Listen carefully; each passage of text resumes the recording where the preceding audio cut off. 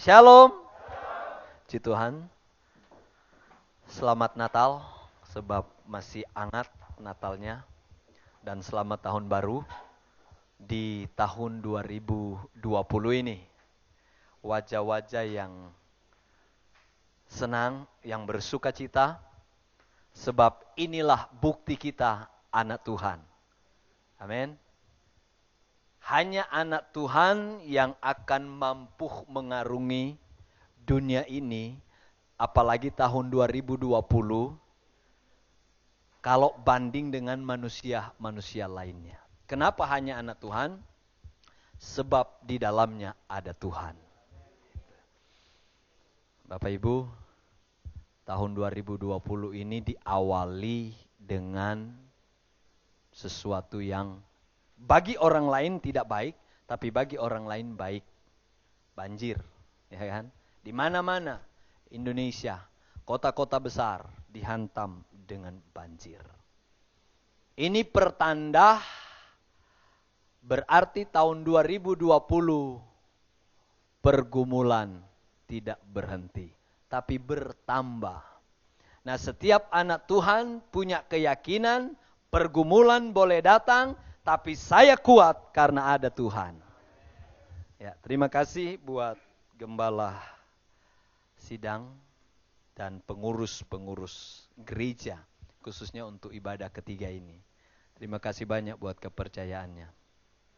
Ya, Tuhan berkati. Saya senang boleh melayani saudara hari ini. Lebih lagi saya bisa lihat mama sehat kuat. Ya, ini mama saya. Jadi jangan heran kalau saya ada di sini ya. Dan saya tidak akan menyesatkan saudara. Ya, sebab kalau saya sesatkan saudara berarti mama saya juga saya sesatkan. Puji Tuhan. Luar biasa ya, Tuhan berkati kita semua. Mari kita lihat Alkitab kita. Dalam Kisah Rasul pasal 11. Kisah Rasul pasal 11 ayatnya yang ke-23. Mari Bapak Ibu sekali lagi kita berdiri semua sambil membaca ayat ini. Ya. Kisah Rasul pasal 11 ayat 23 kita baca bersama-sama. Ya, baik yang bawa Alkitab, handphone ataupun di slide yang ada. Baca bersama 2, 3. Setelah Barnabas datang dan melihat kasih karunia Allah,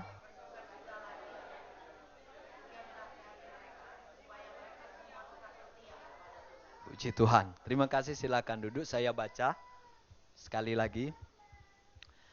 Setelah Barnabas datang dan melihat kasih karunia Allah, bersukacitalah ia menasihati mereka supaya mereka semua tetap setia kepada Tuhan. Tema renungan Natal, tetap setia di dalam Tuhan. Ya. Sebab perjalanan 2020 bagi manusia masih memprediksi semua. Masih misteri, belum tahu kepastian 2020 jadi apa. Ya. Itu sebabnya tema diangkat tetap setia mengawali tahun 2020. Setia dalam hal apa? Setia dalam beribadah. Setia melayani Tuhan. Setia bekerja di ladang Tuhan. Setia berkorban. Setia mendampingi pelayanan yang ada. Setia berdoa. Setia puasa. Semua jenis rohani yang kita jalani, kita harus lakukan dengan setia. Kata tetap setia diungkapkan oleh Barnabas saat ada di mana tadi? Setelah Barnabas ada di Antioquia. Antioquia adalah salah satu kota yang pertama kali orang-orang percaya bahwa Yesus adalah Tuhan. Antioquia adalah kota yang pertama kali orang-orang percaya disebut Kristen. Di Antioquia inilah. Tidak ditemukan di Yerusalem, tidak di kota-kota di Israel, tapi di Antioquia inilah. Nah, kabar tentang keselamatan akhirnya sampai di Yerusalem. Nah, di Yerusalem ini imam-imam mendengar dengan senang hati, dengan sukacita, dengan bangga, dengan sorak-sorai. Nah, untuk membuktikan Antioquia ini sudah percaya Tuhan, sudah punya Yesus sebagai Tuhan Juru Selamat, maka diutuslah Barnabas. Barnabas disuruh pergi, lihat, perhatikan, teliti. Apakah benar berita yang kita dapat di Antioquia sudah banyak orang percaya? Pergilah Barnabas. Sampai di Antioquia, Barnabas bersukacita. Kenapa? Ternyata lawatan Tuhan terjadi. Ya. Kasih karunia Allah mereka miliki. Artinya keselamatan penuh dari Tuhan Antioquia dapatkan.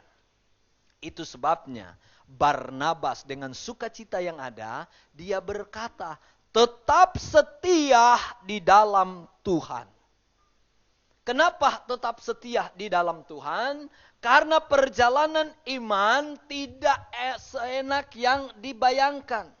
Perjalanan anak-anak Tuhan tidak segampang semudah yang dipikirkan. Akan bertemu, akan mengalami dengan keadaan sekitar. Akan ada pengajaran-pengajaran lain. Akan ada benturan-benturan moral. Ya. Mental-mental yang harus kuat. Maka itu Barnabas berkata tetap setia di dalam Tuhan. Ya. Dan juga jemaat umat Tuhan, orang percaya di Antioquia ini masih muda. Belum puluhan tahun, masih muda. Jadi kata tetap setia ini penting. Tapi ternyata saya selidiki dalam dunia kekristenan, kata tetap setia ini bukan saja ditujukan kepada yang masih muda imannya, yang baru percaya kepada Yesus, tapi sampai juga yang sudah ubanan, yang sudah puluh tahun jadi Kristen, harus kata tetap setia ini didengung-dengungkan, karena ada saat-saat tertentu kita lemah, ada saat-saat tertentu kita jenuh, dan bukan sedikit anak Tuhan yang ambil langkah untuk mundur. Bukan maju. Tapi untuk jemaat Tuhan di Arkadia ini 2020 bukan langkah mundur tapi langkah maju. Amin. Dibuktikan dengan kegiatan rohani. 3 kali saat ini ya. Pertama, kedua saya sudah pernah melayani. Nah, sekarang yang ketiga. Saya melayani tadi pagi di GKSI Rawabokor. Ya, GKSI Gereja Sangkakala. Beberapa waktu lalu saya dipercaya untuk mimpin acara Natal Kementerian Agama Kristen. Ya. Ada dirjennya, ada direksi-direksi lainnya, dan seluruh staf karyawan Kementerian Agama Kristen. Saya boleh perhatikan dan saya melihat perjalanan hidup orang Kristen terkadang diinabobokkan dengan janji-janji. Ya. Nanti di dalam Tuhan pasti. Ya udah pasti. Yang sudah mengalaminya. Tapi yang belum mengalami, waduh, contoh begini. Ada satu ibu dengan semangatnya dia di dalam Tuhan, dia berkata, nanti bulan depan saya akan mendapatkan satu buah mobil, warnanya merah, mereknya ini, ya. Jadi jemaat yang dengar, bukan main imannya ya. Dan sebulan kemudian dia datang, melayani. Dia bawa mobil yang mirip dia sampaikan waktu berkhotbah. Jadi iman orang-orang jemaat Tuhan yang dengar terangkat. Ini ada bukti sekarang. Kalau dia punya karunia iman. Ya kan?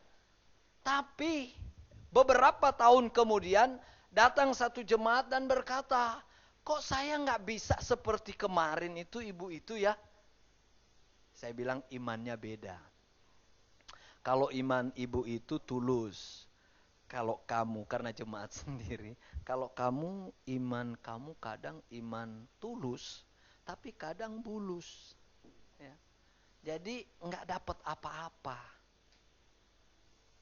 Cuman karena sudah biasa dengan saya jadi nggak tersinggung. Coba jemaat yang baru masih muda, wah tersinggung. Kok saya bulus iman saya, bukannya tulus, ya kan?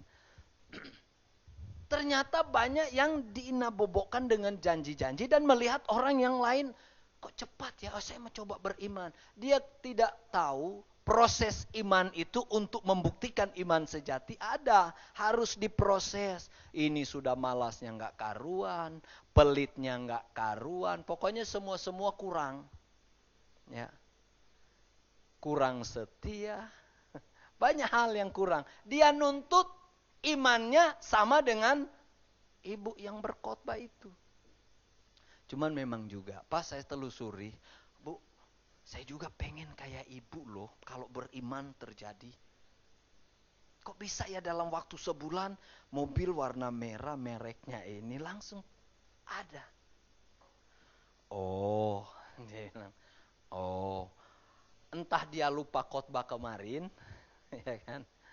Dia jujur, sebenarnya ini sudah 6 bulan tahun yang lalu saya pengen ganti mobil. Jadi mobil saya yang waktu itu saya tuker tambah.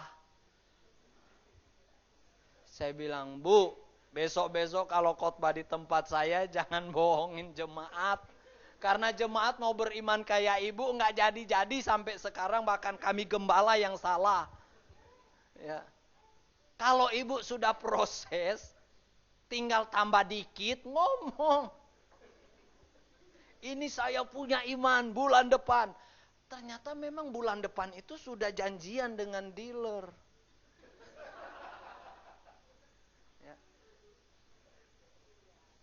Nah sekarang kita tuntut tetap setia. Bagaimana mau setia? Saya sudah buktikan setahun, 2 tahun. Malah dari mobil jadi sepeda motor. Karena usaha berkurang jadi ya sudah gantilah sepeda motor daripada mobil. Nah ini ada terjadi mungkin kesalahan informasi. Ya. Tapi saat ini saya tidak seperti itu. Karena saya sudah buktikan di dalam Tuhan itu bertambah-tambah. Ya. Saya nggak boleh bohong karena ada mama saya. Mama saya pantau tiap hari perkembangan seperti apa. Nah nanti Januari ini saya berkat besar. Ya, menanti anak yang ketiga.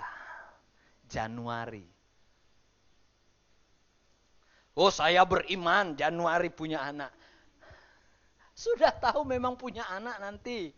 Jangan bilang ke jemaat dengan iman. Wah, penyakit saudara ya. Nah Bapak Ibu, waktu Barnabas sampai di Antioquia dengan sukacita yang dia alami, akhirnya dia memberi nasihat. Nasihat, tetap setia. Tetap setia di dalam Tuhan.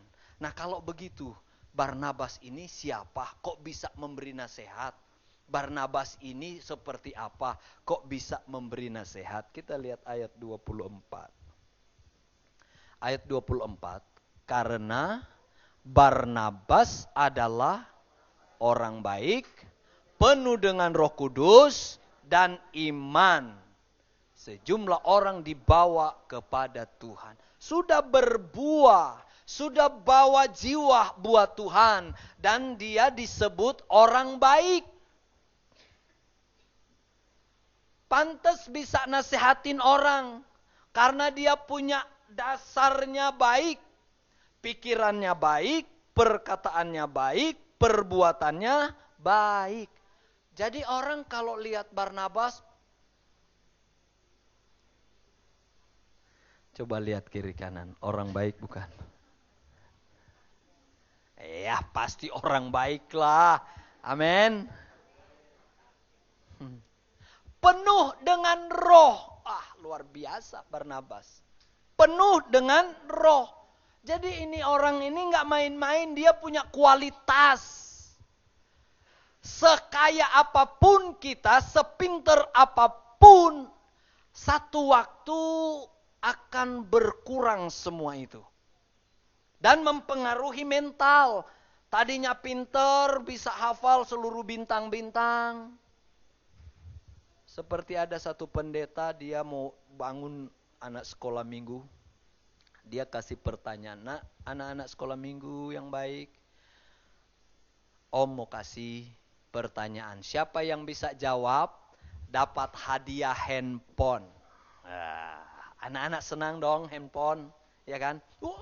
Dapat handphone, tapi pertanyaannya harus dijawab. Waktu Tuhan Yesus beri makan 5.000 orang.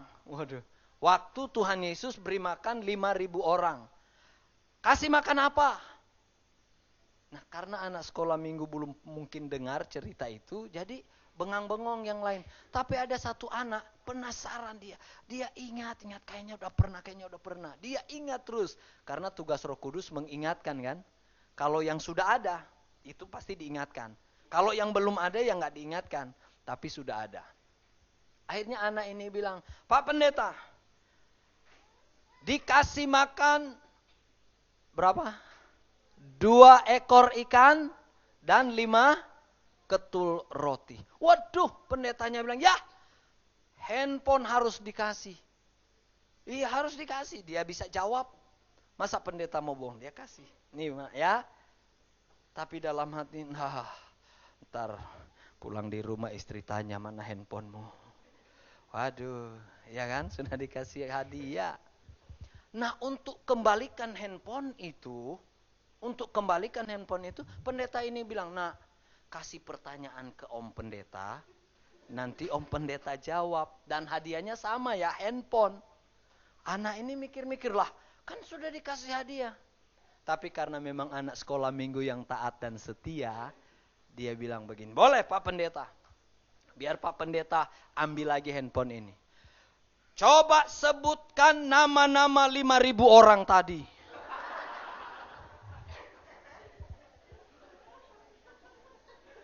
Ayo. Pendeta, ya sudahlah, itu. Nggak dapat lagi handphonenya. Resiko. Karena terlalu memberikan janji-janji. Setelah ditepatin, ternyata yang rugi diri sendiri. Tapi Barnabas lain. Dia orang baik penuh dengan roh. Makanya waktu orang lihat, iya. Jadi panteslah kalau dia berkata, tetap setia di dalam Tuhan. Nah, kata tetap setia di dalam Tuhan, ada 2 kata yang sering kita dengar dan biar itu juga akan jadi pegangan kita di tahun 2020 ini. Kita punya harapan-harapan baru tahun baru ini, ya. Kita ingin supaya ekonomi kita jadi lebih baik, keuangan kita jadi lebih baik, pekerjaan kita jadi lebih baik. Saya sudah pernah mungkin berkata di tempat ini bahwa orang yang setia di dalam Tuhan, dia akan mendapatkan teman yang tepat. Ya. Teman bukan sembarang teman, tapi teman, sahabat yang tepat. Dalam Amsal 18 ayat 24 berkata, ada teman yang mendatangkan celaka, tapi ada teman lebih baik dari saudara sendiri, karena teman itu memperhatikan saat susah ataupun senang. Amsal 17 ayat 17, sahabat yang baik itu adalah saat kesukaran ada. Dapat teman yang tepat. Kemudian orang yang setia kepada Tuhan akan mendapatkan pekerjaan yang tepat. Haleluya. Pekerjaan yang tepat. Tuhan yang kasih pekerjaan itu, saudara. Tuhan tahu kita ini setia kepada Dia. Makanya Tuhan akan beri pekerjaan yang tepat. Nanti entah perusahaan mana, entah teman mana yang akan berkata, mari kerja di sini dong. Kerja di sini nggak mengganggu pelayanan. Kerja di sini nggak mengganggu ibadah. Pekerjaan di sini nggak mengganggu doamu. Karena pekerjaan itu datang dari Tuhan. Orang yang setia akan dapatkan pekerjaan yang tepat. Sebab ada begitu banyak orang Kristen. Setelah dikasih pekerjaan, gereja butuh dia. Apa kata dia? Maaf Pak Pendeta, sibuk.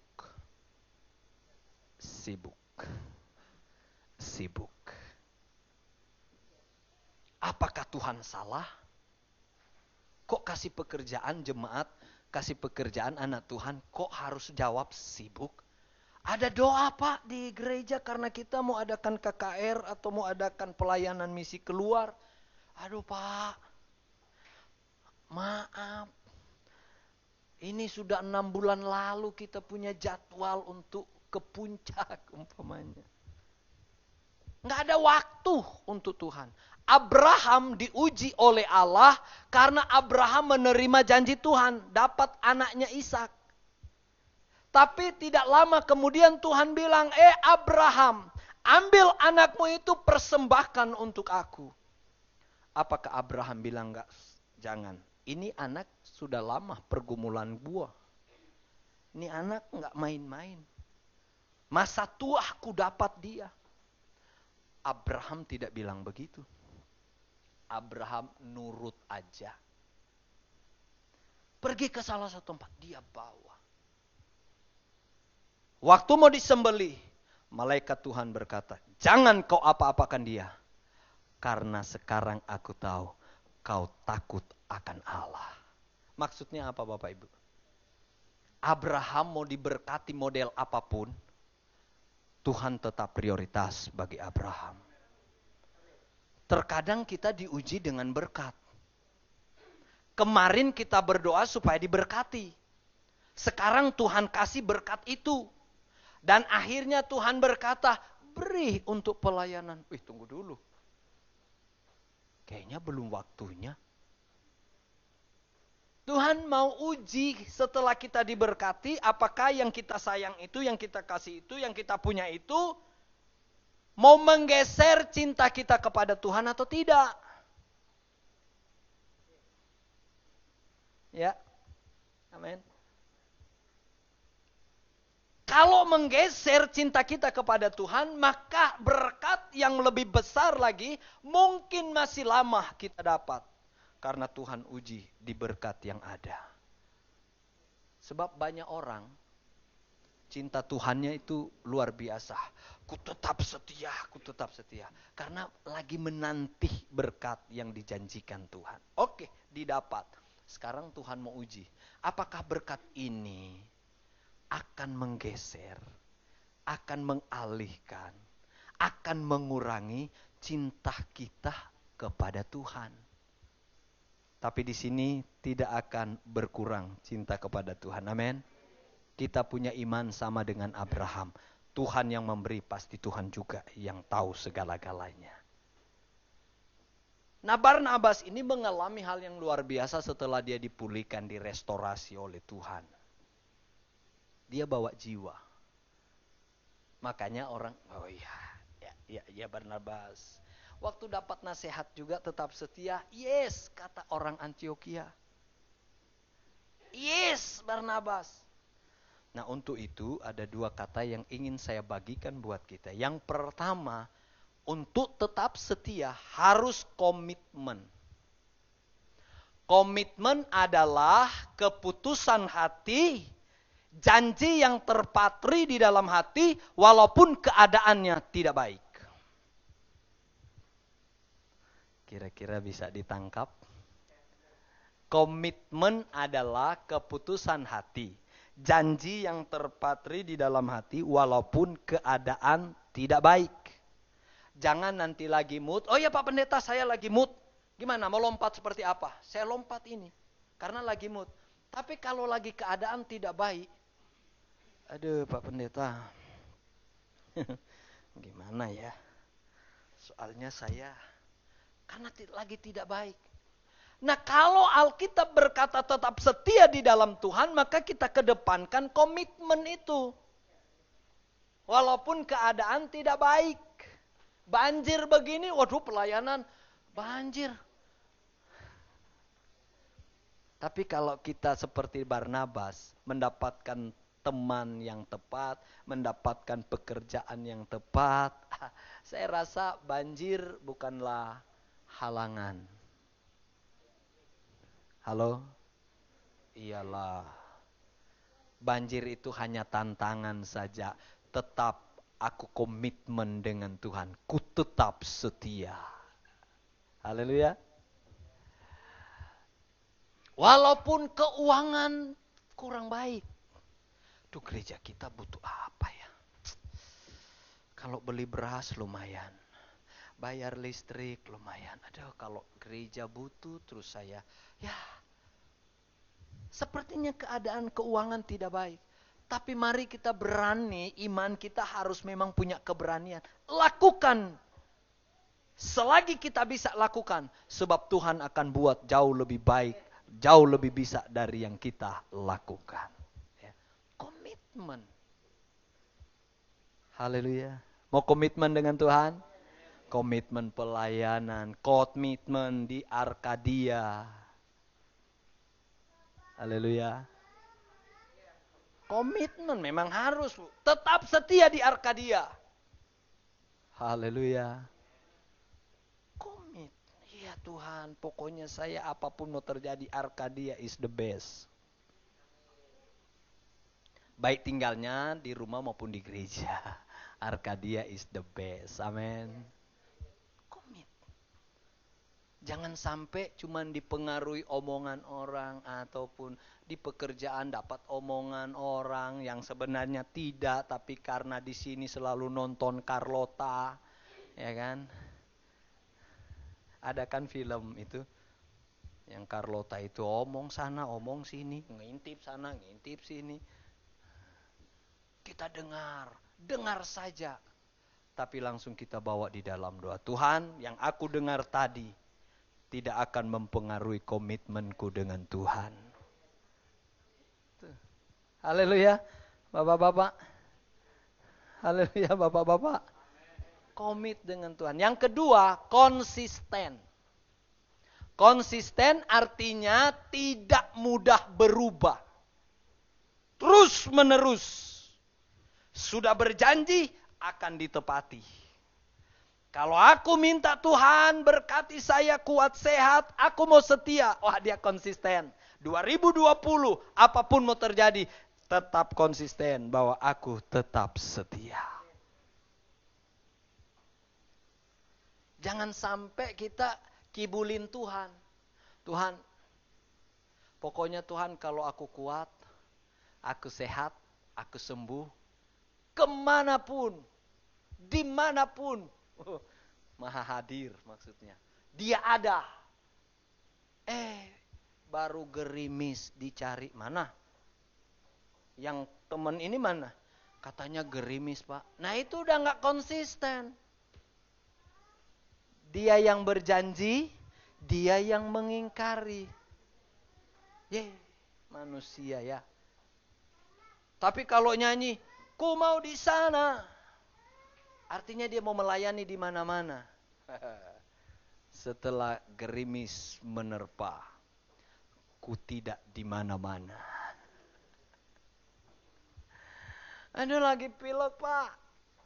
Gimana sih kalau nyanyi orang pilek? Justru orang pilek nyanyi lebih baik. Suaranya agak-agak gimana gitu. Ya kan?